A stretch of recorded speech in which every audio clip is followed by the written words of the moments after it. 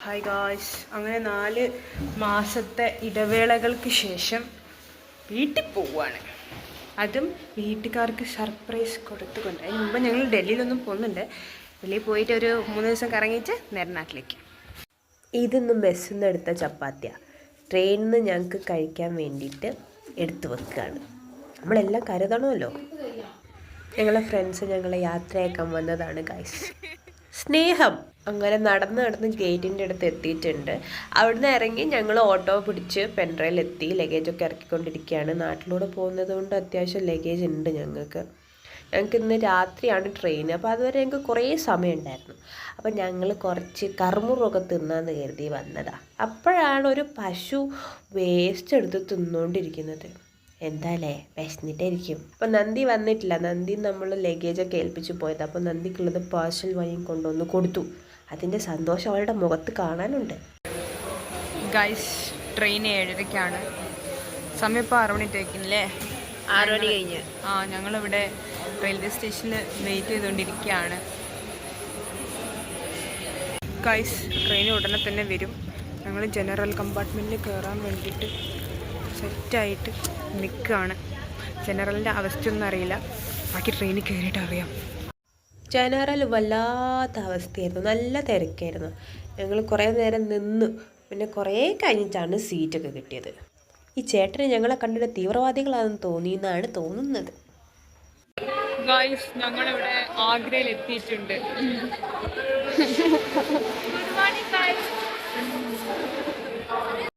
അങ്ങനെ ഞങ്ങൾ പെട്ടെന്നൊരു ഓട്ടോറിക്ഷ ചാടിക്കറി. പെട്ടെന്ന് ചാടിക്കറിയതല്ല, പുള്ളിക്കാരൻ വന്ന് മക്കളെ എവിടെ പോണ്ടേ ചോദിച്ചു. ഞങ്ങൾക്ക് താജ്മഹൽ കാണുമെന്ന് പറഞ്ഞു. ചേട്ടായി കാണിച്ചിട്ടാന്ന് പറഞ്ഞു. അപ്പം ഞങ്ങൾ പറഞ്ഞു ആദ്യം ഒരു റൂം വേണം. അങ്ങനെ റൂമിലേക്ക് കൊണ്ടുപോവാണ്. ഗായ്സ്, അങ്ങനെ ആഗ്രയിൽ വന്ന് ഞങ്ങൾ റൂമൊക്കെ എടുത്ത് അപ്പം ഞങ്ങൾ ഒരുങ്ങിയിട്ട് ഇവിടെ പോവാണ്. താജ്മഹൽ കാണാൻ വേണ്ടി പോവാണ്. ഓക്കേ. അങ്ങനെ നമ്മുടെ ഓട്ടോച്ചേട്ടൻ വന്നു. ഓട്ടോച്ചേട്ടൻ പറഞ്ഞു നിങ്ങൾ ആദ്യം റെഡ് ഫോർട്ട് പൊയ്ക്കോ, എന്നിട്ട് അവിടെ 2 മണിക്കൂർ സ്പെൻഡ് ചെയ്താൽ നിങ്ങൾക്ക് താജ്മഹലിൽ കുറേ ടൈം നിൽക്കാമെന്നൊക്കെ പറഞ്ഞു. എന്നിട്ട് പുള്ളി പറഞ്ഞു ഞാൻ 2 മണിക്കൂർ കഴിഞ്ഞിട്ട് വരും, അപ്പോഴത്തേക്കും നിങ്ങൾ അവിടെ വിസിറ്റ് ചെയ്തിട്ട് റെഡി ആയി നിന്നോളാം പറഞ്ഞു. അങ്ങനെ ഞങ്ങളിപ്പോൾ റെഡ് ഫോർട്ടിലേക്ക് പോയിക്കൊണ്ടിരിക്കുകയാണ്. കാണുന്നില്ലേ? അങ്ങനെ ഞങ്ങൾ ഇവിടെ എത്തി. ഇവിടെ ടിക്കറ്റ് എടുക്കണം കേട്ടോ. Per person 50 രൂപയായത്. അത് നമുക്ക് ഓൺലൈനായിട്ട് എടുക്കാം, ഓഫ്ലൈനായിട്ട് എടുക്കാം. ഓഫ്ലൈനാണെങ്കിൽ അവിടെ ക്യൂ നിൽക്കണം, ഓൺലൈനാകുമ്പോൾ ക്യൂ ഒന്നും നിൽക്കണം. അങ്ങോട്ട് എടുത്താൽ മതി. ഇവിടെ നിറച്ചു കുരങ്ങന്മാരാ. അങ്ങനെ ഞങ്ങൾ ടിക്കറ്റൊക്കെ എടുത്തിട്ട് ഇപ്പം ഉള്ളിലേക്ക് കയറാൻ പോവാണ്. അപ്പം ഞങ്ങൾക്ക് അതിൻ്റെ ഇടയ്ക്ക് ഒരു മിസ്റ്റേക്ക് പറ്റി. ഓൺലൈനിൽ ഞങ്ങൾ ആദ്യം സ്കാൻ ചെയ്തത് ഇതിൻ്റെ ടാക്സ് മാത്രം അടയ്ക്കേണ്ടതായിരുന്നു.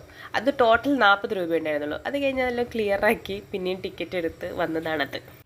അങ്ങനെ ഞങ്ങൾ ഉള്ളിലേക്ക് നടന്നുകൊണ്ടിരിക്കുകയാണ്. നിറച്ചു ആൾക്കാരാണ്.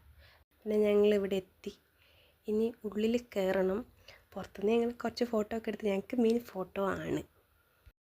ഞങ്ങളങ്ങനെ ആഗ്ര ഫോർട്ടിൽ വന്ന് ഇവിടുന്ന് ഇനി കുറച്ച് ഫോട്ടോസൊക്കെ എടുത്തിട്ട് വേണം ഞങ്ങൾക്ക് ഇത് താജ്മഹൽ കാണാൻ പോകാൻ.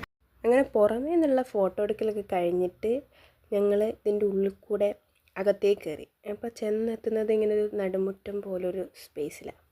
നല്ല ഭംഗിയുണ്ട് കാണാൻ. പിന്നെ അതിൽ കുറച്ച് നേരം നടന്നിട്ട് പിന്നെ ഞങ്ങൾ പുറത്തേക്ക് പോയി.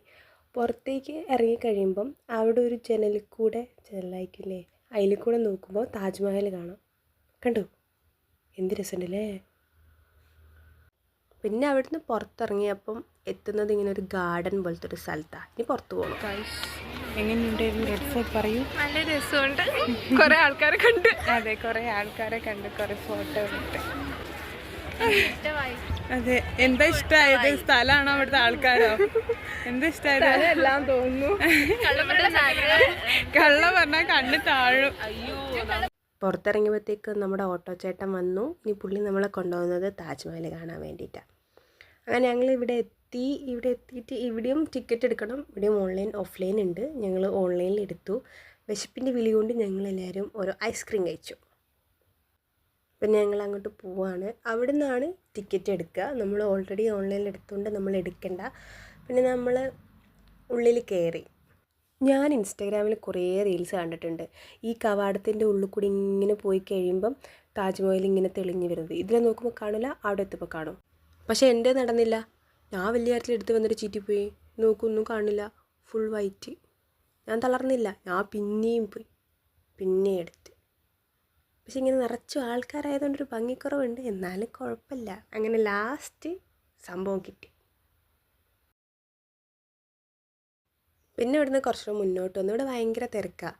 ഞങ്ങളോട് ഒരാൾ പറഞ്ഞ് വൈകുന്നേരം പോയി കഴിഞ്ഞാൽ തിരക്ക് കുറവായിരിക്കുന്നത്. പക്ഷെ ഭയങ്കര തിരക്കാണ്, ഫുൾ ആൾക്കാർ. പിന്നെ അവിടെ ഇങ്ങനെ കുറേ ക്യാമറാമാൻമാർ നടക്കുന്നുണ്ട്. അതിലൊരാളെ കൊണ്ട് ഞങ്ങൾ ഫോട്ടോ ഒക്കെ എടുപ്പിച്ച്. പുള്ളി പറയും പോസ്, അതിൽ മാത്രമേ എടുക്കാൻ പറ്റുള്ളൂ. പിന്നെയും ഞങ്ങൾ മുന്നോട്ട് നടക്കുകയാണ്. ഞങ്ങൾ സാധാ ടിക്കറ്റ് എടുത്തത്, അതുകൊണ്ട് ഞങ്ങൾക്ക് ഇവിടെ വരെ കയറാനേ പറ്റുള്ളൂ. ആ മുകളിലേക്ക് കയറണമെങ്കിൽ 200 രൂപയുടെ ടിക്കറ്റ് എടുക്കണം. പൈസ നെയ്യേ. പിന്നെ ഞങ്ങൾ പുറത്തിറങ്ങി ഫുഡും കഴിച്ച് നേരെ റൂമിലേക്ക് വിട്ടു. ഗായ്സ്, അപ്പോൾ ആഗ്രയിലെ പരിപാടിയൊക്കെ കഴിഞ്ഞ് ഞങ്ങൾ ഇനിയിപ്പോൾ ഡൽഹിയിലേക്ക് പോവാണ്. ഞങ്ങൾ പാക്കിംഗ് ഒക്കെ കഴിഞ്ഞ് എല്ലാവരും റെഡിയാണ്. പിന്നെ ബാക്കി ഡൽഹി ചെന്ന്